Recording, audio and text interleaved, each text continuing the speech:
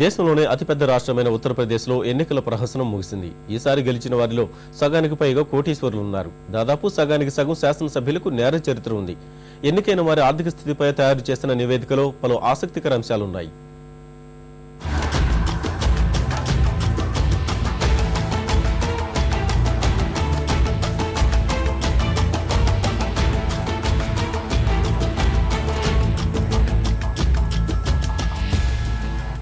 దేశ రాజకీయాల్ని ప్రభావితం చేయగల రాష్ట్రం ఉత్తరప్రదేశ్.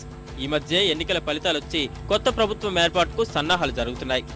ఈసారి శాసనసభ్యులుగా గెలిచిన వారి ఆర్థిక స్థితిపై రూపొందించిన నివేదికలోని విషయాలు విస్మయపరుస్తున్నాయి. 403 శాసనసభ స్థానాల్లో 271 మంది కోట్లకు పడగలెత్తిన వారే, అంటే 67% మంది కోటీశ్వరులే. 47% మందిపై ఏదో ఒక నేరారోపణ ఉంది. 2007 ఎన్నికల గణాంకాలతో పోలిస్తే ఇది దాదాపు రెట్టింపైంది. పార్టీల పరంగా చూస్తే సమాజ్వాదీ పార్టీకి చెందిన 122 మంది ఎమ్మెల్యేల ఆస్తులు గడిచిన 5 ఏళ్లలో సగటున 1,80,00,000 పెరిగింది.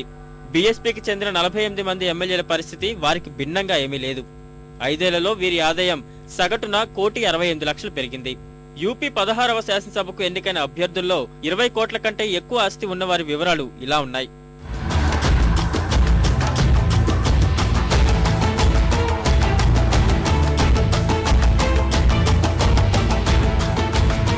యూపీ శాసనసభలో చట్టాలు రూపొందించిపోయే నాయకుల్లో 189 మంది పైన నేరారోపణలున్నాయి.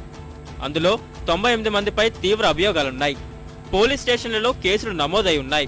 అధికార పగ్గాలు చేపట్టబోతున్న ఎస్పీకి చెందిన 111 మంది, అంటే దాదాపు 50% ఎమ్మెల్యేలు, బీఎస్పీకి చెందిన 36% మంది శాసనసభ్యులు అవినీతి మకిలి అంటించుకున్నవారే.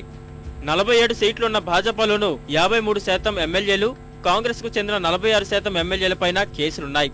36 క్రిమినల్ కేసులతో సమాజ్వాదీ పార్టీకి చెందిన మిత్రసేన్ యాదవ్ అందరికంటే ముందున్నారు. ఇందులో ఆయనపై 14 హత్య కేసులున్నాయి.